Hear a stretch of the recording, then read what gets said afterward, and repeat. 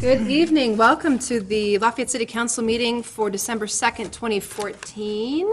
We're going to start out with a couple of workshops this evening. The first one is the Water Reclamation Facility Capital Improvements Regulation 85 Discharge Standards. Mayor and members of council, good evening.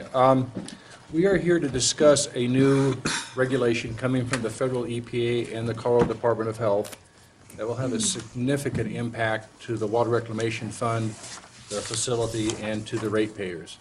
So we're going to walk you through this process. There's going to be a tag team of 4 of us here that we're going to discuss, and then at the very end we'll have questions and a Q&A time for you. If you have any questions, please interrupt us at any time to discuss this.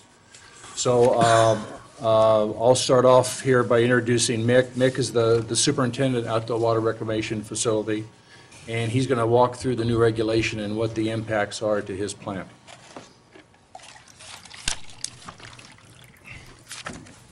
Thank you, Doug. Good evening. Hi.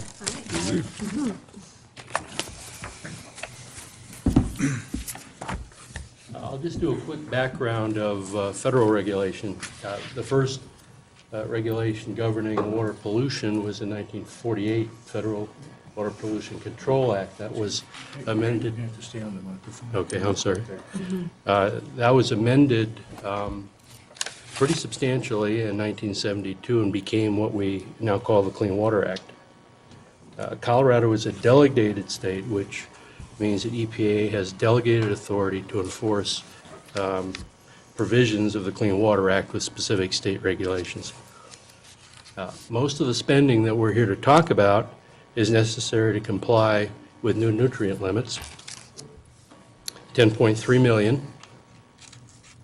We're not alone. Every major treatment plant in the state will be doing upgrades. Those plants under 1 million gallons per day are exempted. Those between 1 and 2 million gallons per day have a 10-year delay, but they'll have to comply also.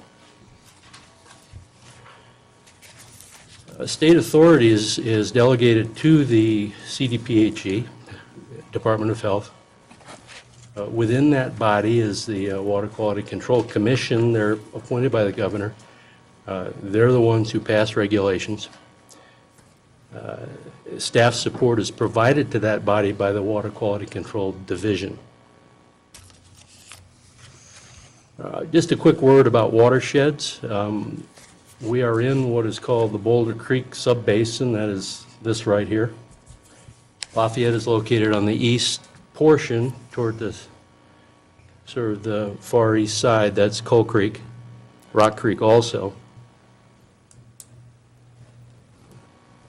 We are a part of the larger St. Vrain Creek Basin within the South Platte watershed. The specific segment we're concerned about is Coal Creek. It is segment 7B between Highway 36 to the confluence with Boulder Creek. Regulation 31, that's the basic underlying regulation within the state for water quality. It was passed in 1979. Regulation 38 is specific to the South Platte Basin, and that gives the various stream standards and such that underlie our permit. That was passed in 1981. 2012 is when Reg 85 was passed. That's the one we're here to talk about today, nutrient management control.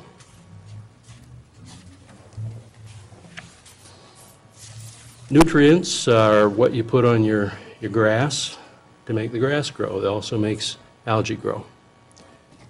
Typically, in water quality issues, you can control one or either or both. You usually don't have to control both.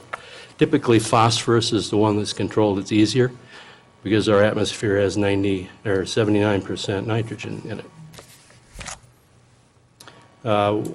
It is important to bear in mind that nutrients are not themselves toxins. Cyanide, ammonia, copper, those are toxic to aquatic organisms.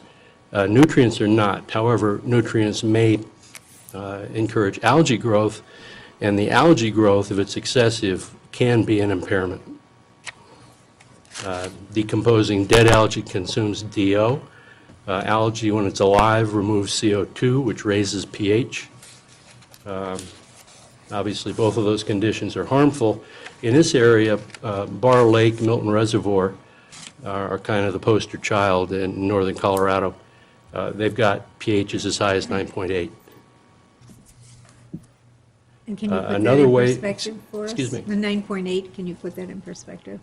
Excuse me? Can you put that in perspective? You said 9.8, but we're kind of So looking. baseline reservoir. Yeah, Baseline reservoir is probably about 7. 7 is a neutral number. that's what I said. We try to stay between 6.5 and 8 generally in water bodies, and typically we do. Coal Creek is nothing like 9.8, something like 7.9, something like that. Chlorophyll A is a direct measure of the impairment by measuring the amount of algae.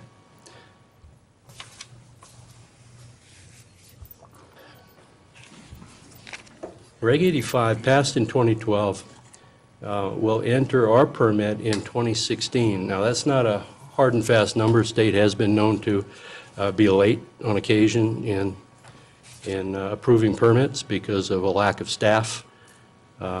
Even though if that does slip to 2017 or 2018, I don't think it will affect the long term, because we are going to request a very generous compliance schedule. That's specifically put into Regulation 85 by the Commission because they recognize the extreme costs are going to be difficult for all entities in the state. Based on that generous compliance schedule, I think we need to complete construction by 2022. I think we need to be in compliance by 2023. The state has said in meetings,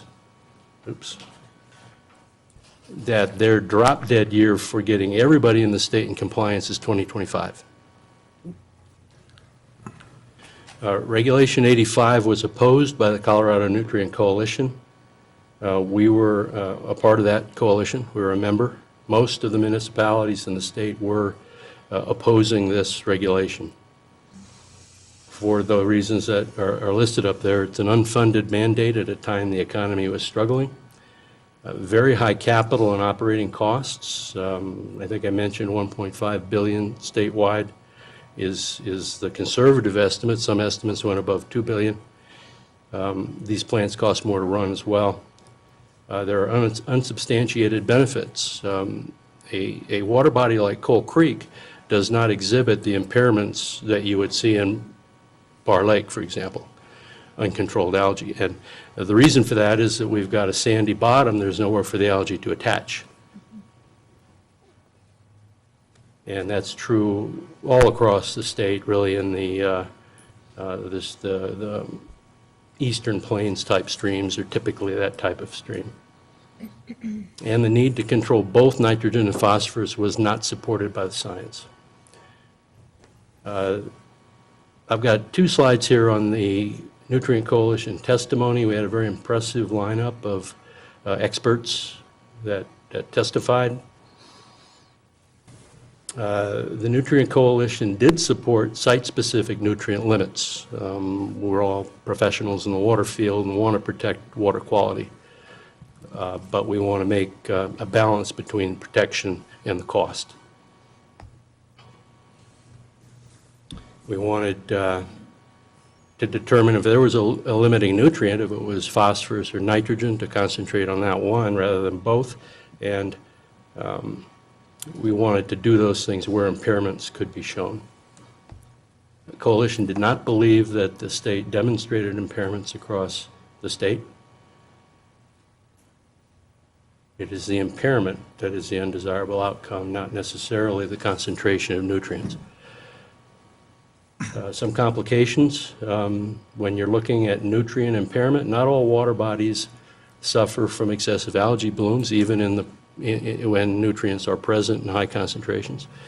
Moving waters are less susceptible, and there are many cases where excess algae can be found in water bodies low in nutrients. If you've been up to the mountains and seen small small mountain ponds. Some of them are choked in algae, and those are all low in nutrients. Furthermore, there's a type of algae, cyanobacteria, called blue-green algae, which fixes nitrogen from the atmosphere. So if you have low nitrogen, that favors that algae, and that is a toxic algae. Nitrogen enters our plant as ammonia. Comes in at about 35 milligrams per liter, goes out at about 1 milligram per liter. We reduce it by converting the ammonia to nitrate. Nitrate is what's regulated in Regulation 85. So in removing the ammonia, we actually make ourselves then susceptible to the Reg 85 limits. We do this with a biological process called nitrification. TIN, total inorganic nitrogen, is what's actually in the regulation. It's mostly nitrate there. It is the sum of ammonia, nitrite, and nitrate. The Reg 85 limit is 15. Current performance, we have two actually treatment trains in the plant. The newer one, south side, it's about 12 years old. We can get the 15 on that side. The north train goes back to 1987, and we're discharging 35. So that train, even though it is functioning and actually getting ammonia down pretty well, is going to be obsoleted by this regulation. Denitrification is what we're doing on the south side, and that's where we convert the nitrate to nitrogen gas. South train has it, north train does not. Phosphorus, neither treatment train can remove phosphorus. The Reg 85 limit is 1. Current performance between 2 and 4.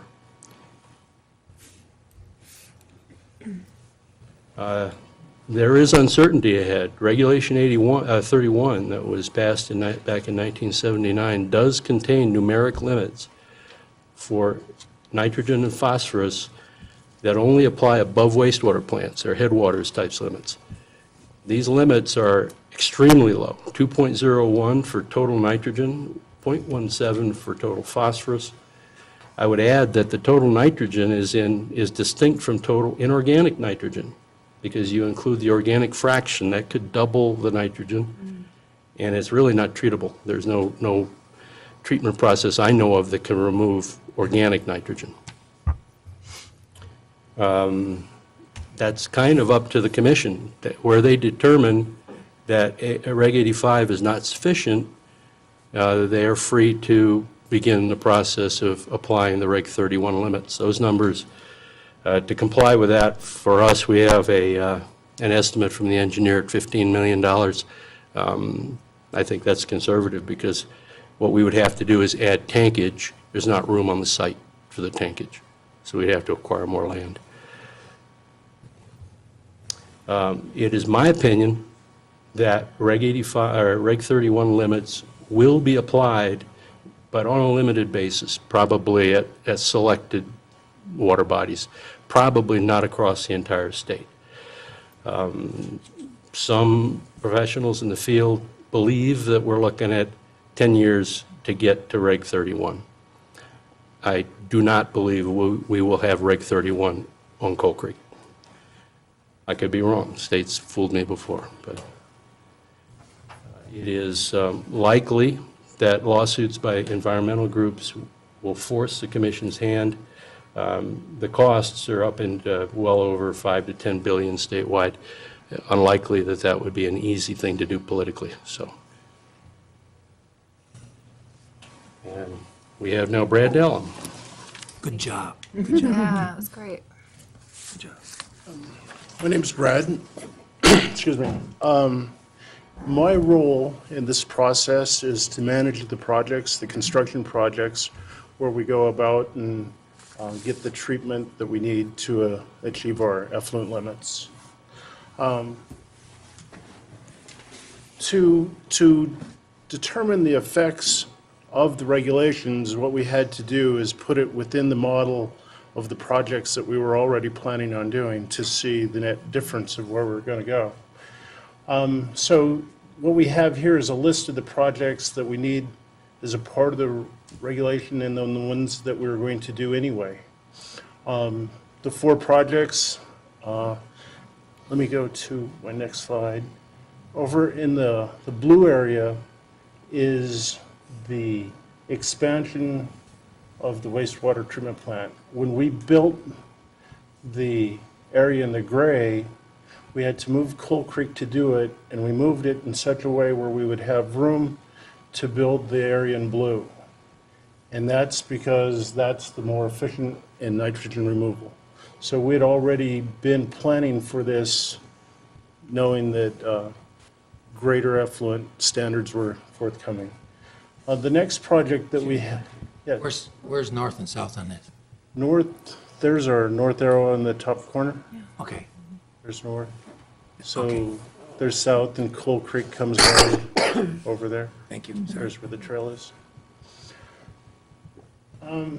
So the south train, we get the benefit of some of the infrastructure that's in place is already there.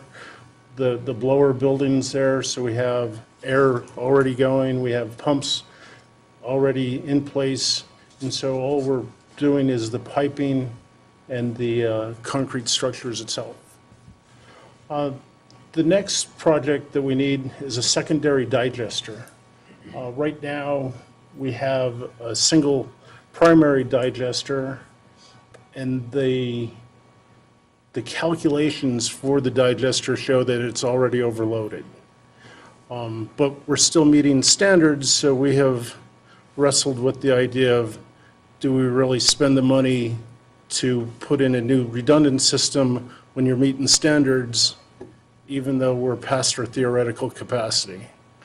And we've been playing chicken with destiny for long enough, and we've decided that we really do need to add our next tank for secondary digester, and that is the blue tanks here and here that are part of the plan. This is a pretty old slide, and so we've been planning on doing this for quite some time. The third project is the advanced Reg 85 treatment, and what we plan on doing is adding tanks, clarifiers on the other side of the road. As Mick said, we're all built out on this site, and so we own property on the other side of Coal Creek, on the east side of Coal Creek. We own property on the west side of County Line Road. And we think that we're better off going to the west, and we'll add 3 clarifiers over on the east to go through the phosphorus removal. And then the fourth project we have is the Bullhead Gulch Lift Station.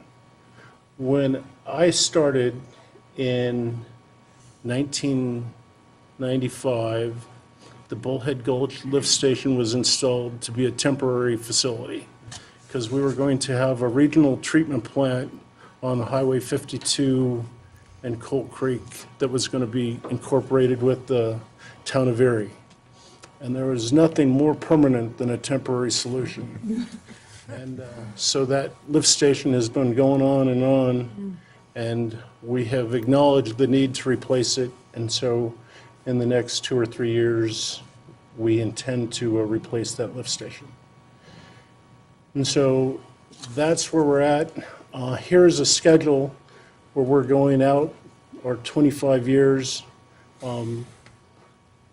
I only included this slide because we are showing that the facility that we built in 87, 88 is going to be abandoned and ripped out and replaced with the higher efficiency cells.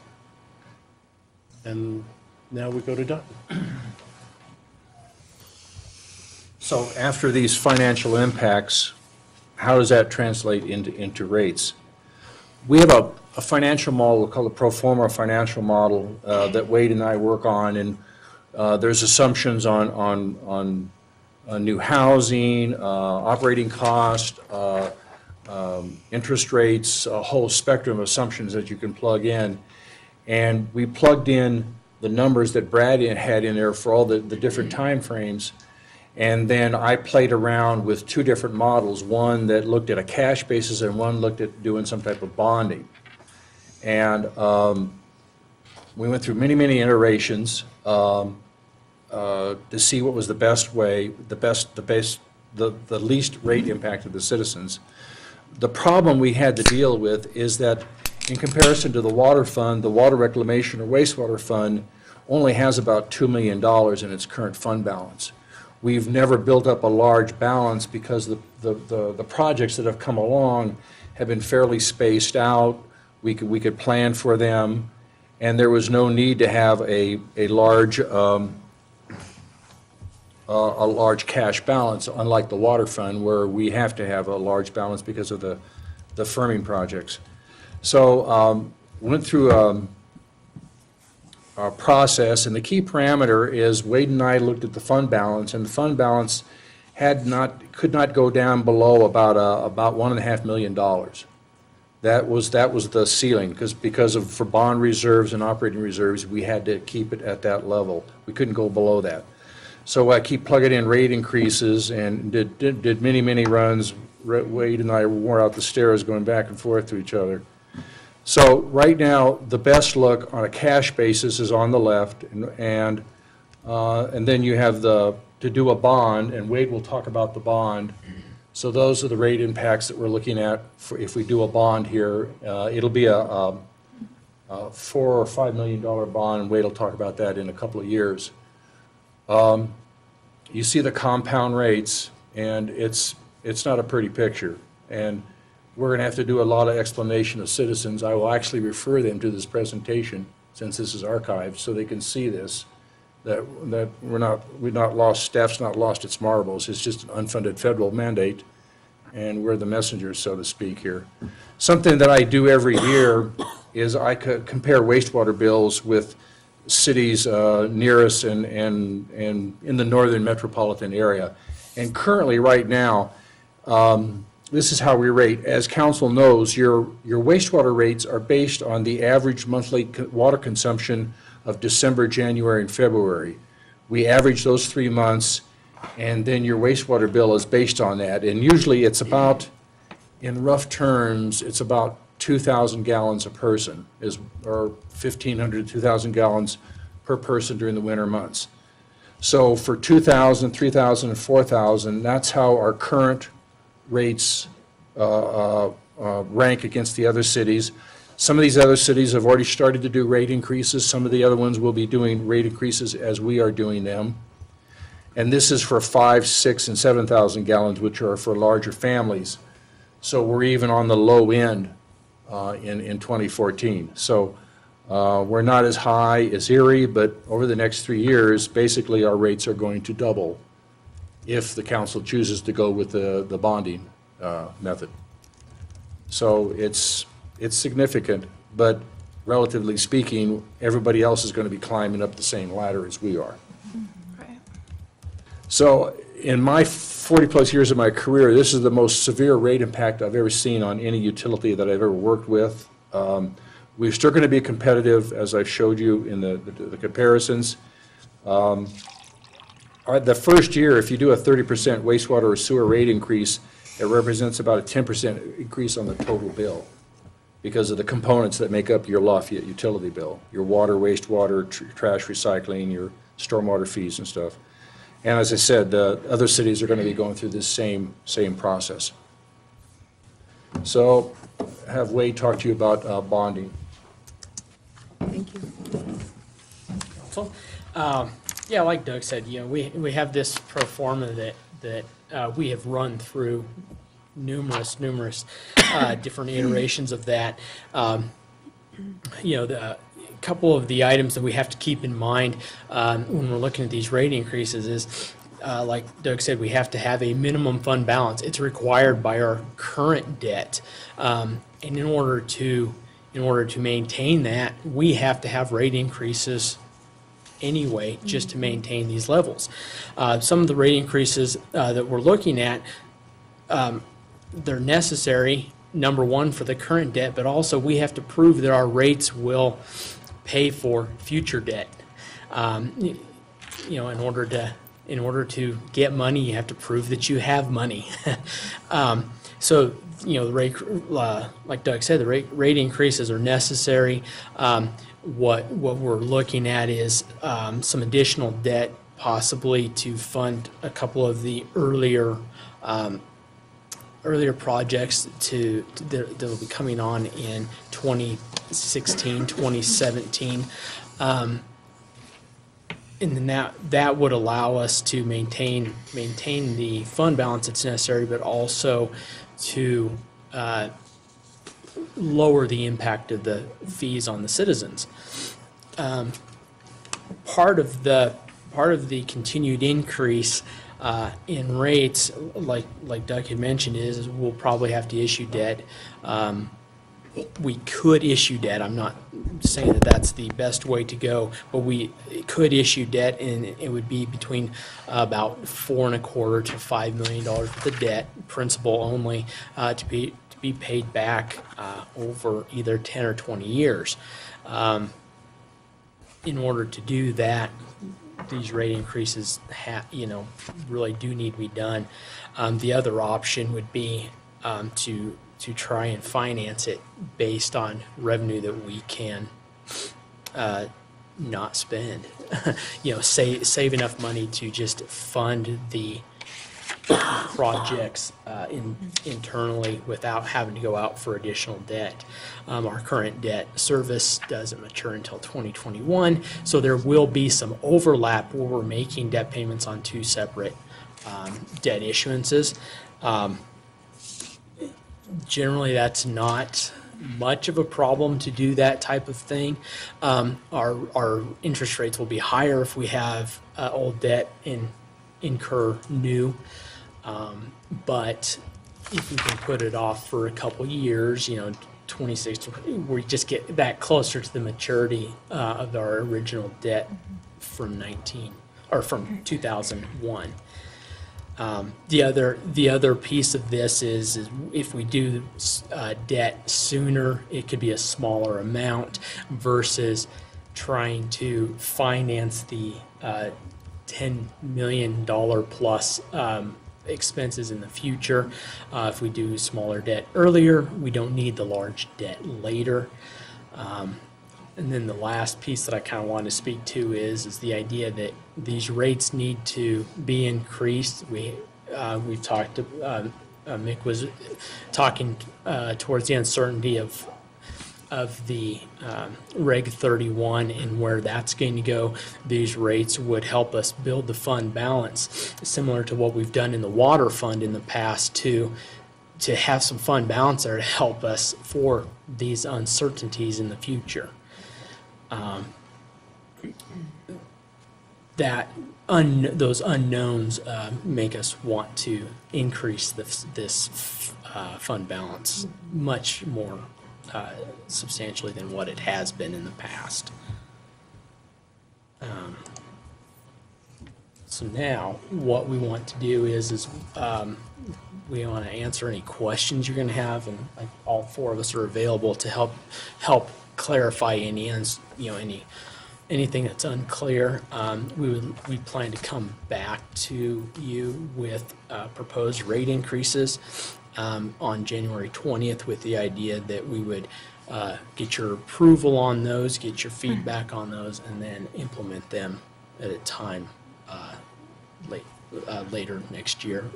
Probably, I believe we're thinking at the end of first quarter, beginning of second quarter of next year, if that is the choice that council would like to make. So do we have any questions that we can field? I actually have one question, sorry. Yeah. I know I had attended, I don't know if it was Dr. Cog or something, they talked a little bit about, and it might have been more of the mountain towns, that there'd be some assistance provided at maybe the federal level, but I don't know, is there any indication that the state has any interest in assisting municipalities with this in any way? They have these loan pools that the state administers, so as we talked about at water meetings, we're supporting a AAA bond rating for water, but you have small cities that can't even muster a BAA. Right. Or non-rated. So in the mountain towns where they've been run so poorly and don't have enough base to back it up or fund balance, the state has said that will relax the credit requirements and let you in, not to be confused with free money, Right. but to have them access capital, kind of like a risk loan, but no direct payments. No. Yeah, we haven't heard of any grants available for this. There may be some state funding available, which is what we used in the past. Okay. But at this point in time, we have not heard that that's actually going to occur. They're going to look at the county and the city's medium income, all this, and we won't, I don't see us qualifying for any type of free money from the feds. It would be more the poorer counties, poorer cities, to Yep. be honest with you. Okay, thank you. I just had a question. Brad had showed us the map and where we're going to develop, and you sort of answered it for me, but when technology changes, we're going to get away from the 1980 infrastructure. And will that be a continual pattern that you see? I mean, I'm just thinking of land use and how much more expansion is going to be needed in those areas and taking up, valuable land, yeah. Yeah, the problem is right now, the only way to get rid of nitrogen is with either air or heat. Right. And so as the regulations get lower and lower, it takes more air, more detention time. So the biological process isn't something that's helping with the modern technology.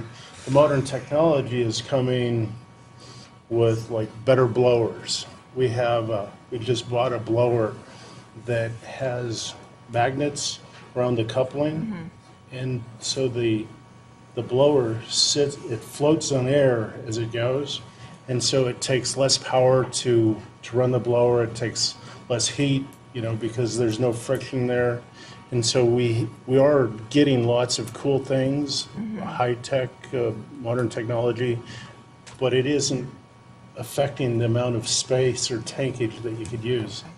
It's affecting how How efficient. efficient you can blow air into it. Dialysis for your kidneys, I feel like we're talking about. Ammonia, nitrate, okay, thank you.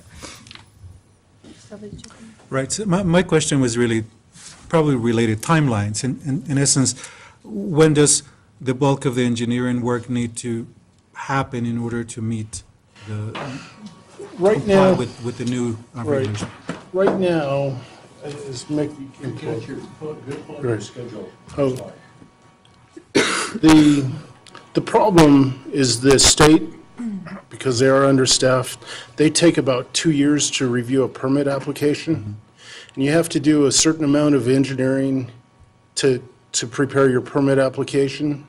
And so if you wanted to construct in 2021, you need to be submitting to the state in 2019, which means you have to do some of the preliminary engineering in 2018. It takes maybe 20, 30% design drawings to submit to the state. So it's 2 or 2.5 years before you're actually hoping to construct. Right, okay. So if I understand your overall strategy, it is, since we have that period of time that we need to wait until the engineering plans are approved and get all that, what we would like to do is get our finances in order, in essence, in that period of time, so when the capital expenditure needs to begin for the actual work, then we have that in place. Is that? And the engineering relative to the construction is pretty cheap. It's maybe 7% of the project.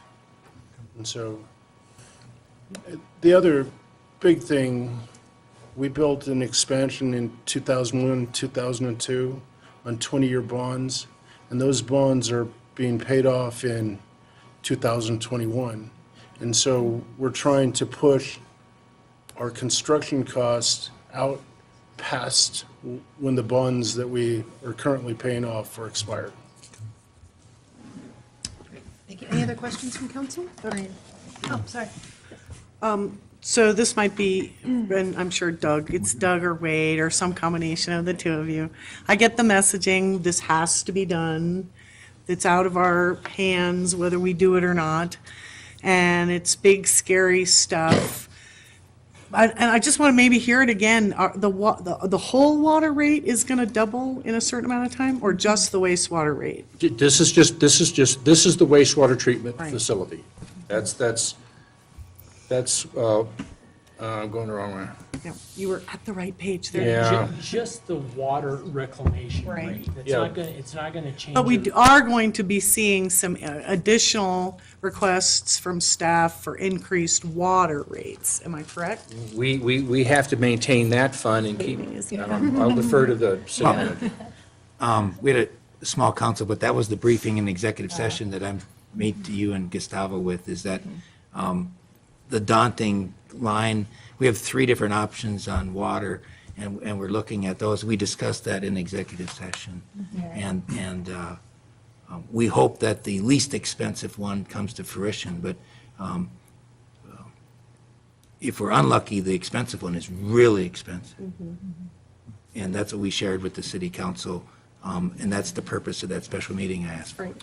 So, a generalized picture is the rates overall are going up in a very, very significant way. So we already have had very strong pushback from people around $5 a month in 2015 for composting. And honestly, so I don't think some of that was just kvetching, as we say back in Brooklyn, but legitimate $60 a year, that's a hardship to me. So again, this might be a conversation for the future. I get the inevitability of this, but as a community, we need to be talking about people who just cannot absorb these increases. And I know it's a fund, there are, you can't, give people a rebate or a discount on fund rates. I get all that, but, trying to think of something or look creatively at what other communities are doing to ameliorate the impact this is going to have on people whose incomes are not going up at the same rate these rates are going up. Oh, granted, Councilor Lynch, that is very, very true. They're not going up like this, and that's something I could do. I could, along with my rate comparisons, I can find out if they do things for low-income senior citizens, whatever you want to call it, some type of rate relief, and something we can talk to the city administrator about. But this is significant. This is not $5 a month. This is doubling your rates in 3 years. And I'd like us to get out in front of it as we get out with the rate increases in the January meetings, because we saw the folks who came for $5 a month. So let's be out in front of this in terms of saying, yep, we know that folks are going to be impacted by this. My household will figure it out, but a lot of people's households, that's not going to be the case. So let's make that part of the discussion right from the get-go around what, if anything, we can do to make this doable for everybody who lives here. Yeah, we could do it, and I can see what these 15 cities I compared to, to see what they do. Thank And you. then have that discussion with the council. Thank you, sir. Mr. Kopacki? So, and remember the inconsistencies. I guess if you're a small town on the plains, you have the right to pollute, and if you're a city like us, you have the right to pick on phosphorus and nitrogen when we don't even think it's a problem. Once people see what CML tried to tell the feds in the state, all these cities, not just us, the Westminsters, everybody else, is that this is an overreach. And once the actually bills come out to the people, the howling will begin. Like, who caused this? If you think that Reg 31 has a chance, you wait till they hear the howling in Washington on Reg 85. 31 will never even show its head. That's how expensive this is all going to get. Especially when we brought in scientists and such from our coalition of cities who said, you can't prove where you're going. You just have a premonition that this is going to be okay, and you can't even prove where you're going. This is not just the environmental cities pushing back or non-environmental cities. The whole Front Range said this, you've lost it. Now, I can't change the train that's coming for Rule 85. You also are going to have to consider that if we try to do this on a cash basis, we're just going to put people to their knees. What generally cities tried to do is that years ago, when you were really conservative, you saved the money and then you paid for the next improvement. But really, the person wearing out the next improvement, the ones previously paid for it. So the new school of thinking is that the users pay off the debt that actually causes the treatment, et cetera. So you move debt service into the window of the users who actually run the sewage to the plant, and then they pay for it. We're advising you to ramp up a little bit by some rate increases so we have some cash. We can mount that debt at the right time. There's arbitrage rules of debting too soon, that if you get a bond issue and you don't spend it in the right window, then you have to pay interest back to the feds and arbitrage rules. So you got to get that timing just right. So we have a blended model of kind of ramping up some cash, bonding up, and then have the ratepayers pay the bond out quite a few years. Any other model is going to be just horrible in terms of rates. That's the only way we can think to soften, by spreading that debt on that debt issue out many years, and hope to God 31 doesn't chase us down, that we're paying off Rule 85 debt, and then 31 comes along. But I think the howling will be sufficient, that they never made the case, environmental community or not, they never made the case that 85. I just had a recent conversation with the CML people. They just shook their head, you know. It's kind of like, we just don't want to bash EPA because they did a lot of good things from when the first acts were, they've cleaned up streams and cities and sewer plants, et cetera. So EPA and the feds deserve a lot of credit. Now we think they overreached, and we're going to pay for it. So hopefully we can stop it at Rule 85, and 31 has no time of day. And in the meantime, they better have the scientists to prove their case rather than just think they have the political power. All right. I have a question. Yes. Doug, can you kind of walk me through, since I'm in an HOA, so we never see the water bills, and this is becoming a big issue there, of whether they want to break them out to individual units. We've talked about that. So can you break out the actual water bill for me and kind of walk me through that? The actual utility bill? Yes. Okay, you have your water charge for the water you use, you consume, you know, for showering, drinking, laundry. You have your wastewater bill, which is this bill, and that's based on your wintertime consumption. You have a stormwater charge, which is about a little less than $5 a month per single-family home. Then if you're in an HOA, you're not under our trash and recycling program, but you have trash and recycling built into your HOA dues already. Yeah. And then there is a sidewalk fee of $1 per month per household.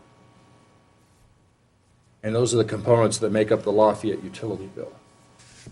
And So what may happen is your HOA may decide to unbundle that from your HOA monthly dues and say, you know, Miss Mazza, you start paying for your Lafayette utility bill. Yeah, it's come up, and I just wondered, so when you're talking about the doubling of rates over 3 years, you're talking about the wastewater? Talking about the wastewater component only. Component of those. Right. And what percentage is the wastewater component of the total? Well, we did a calculation. This first 30% increase on the wastewater bill will increase the overall utility bill by 10%. Okay. It's one of the components. But as Councilor Lynch has pointed out, we are going to be making, in 2016, Wade and I are going to be right in front of you here in about a year from now, talking about water rates that we are going to have to continue to keep the fund healthy and to prepare for. That's the lion's share of the bill. Excuse me? Water is the big piece. Water is the big one, especially during the summertime. That's your big one. There's that discussion we had about different scenarios that can get us in Right. less costly. But the combination of, this one is steep, but the one that's really going to change your bill is the water, Yeah, down the road, right. because it dwarfs these numbers.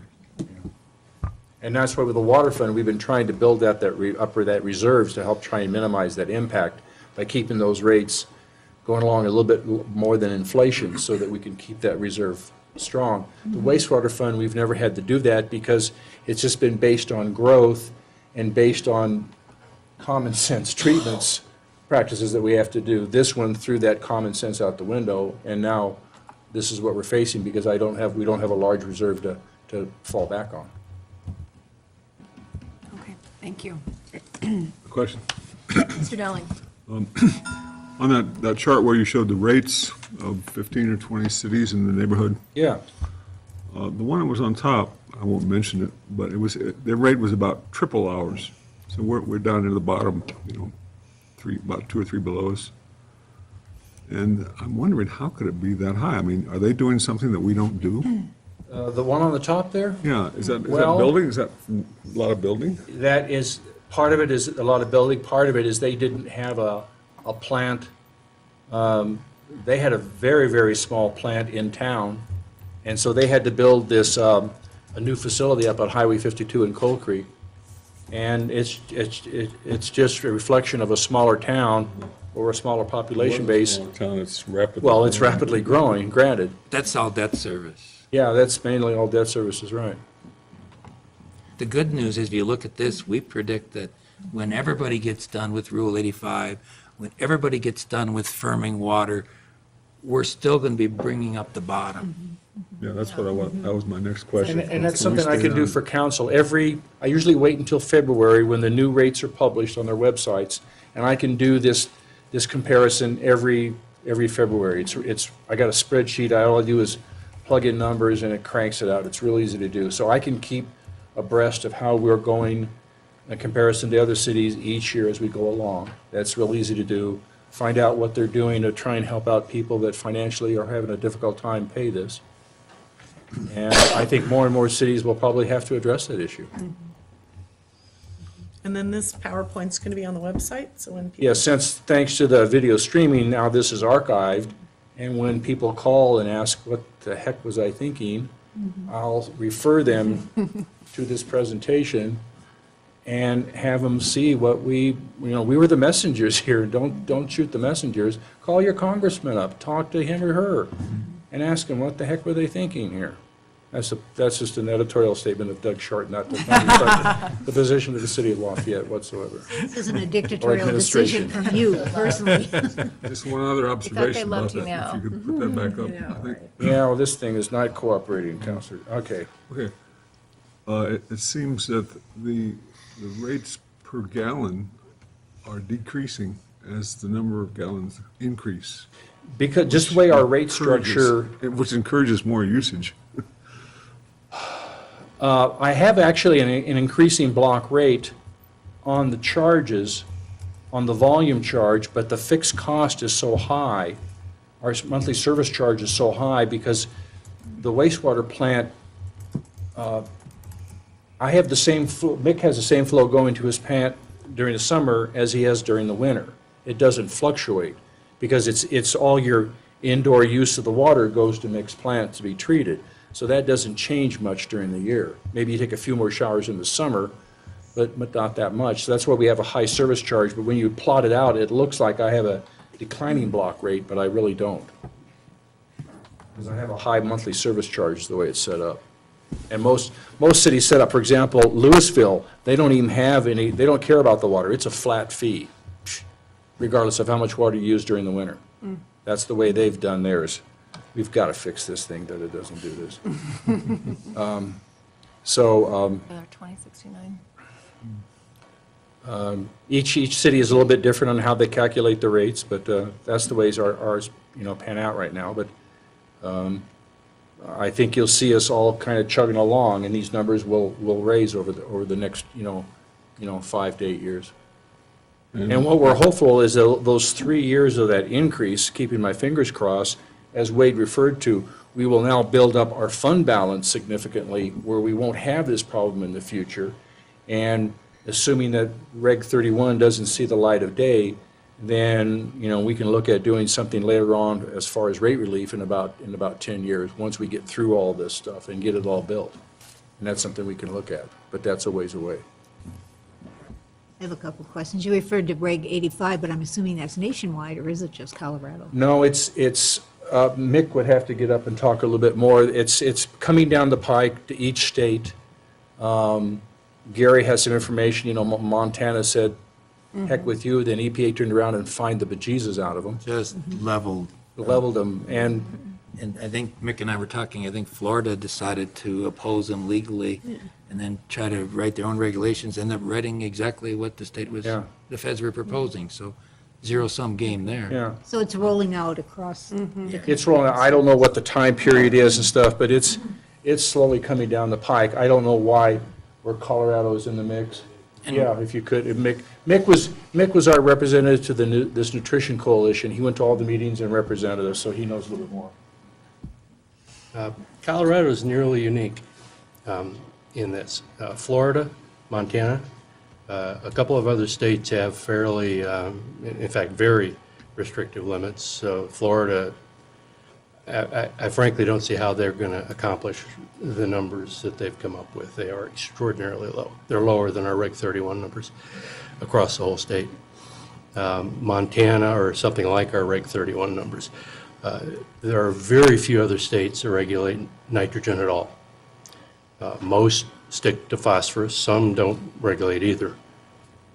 Phosphorus is pretty predictable, pretty easy to regulate, pretty easy to limit. If you go to Wyoming, Kansas, Nebraska, none of them are doing what Colorado is doing. Thank you. Okay. And I had one more question. I'm sorry. You said the water rates will be going up as well, starting when? No, we'll talk about that later. Okay. It's based on what scenario starts playing out of the three, as we talked about Okay, privately. all right. And, yeah, I can't address that honestly now here. Okay, thank you so much, staff. Thank you It very was much. Very informative. Thank you.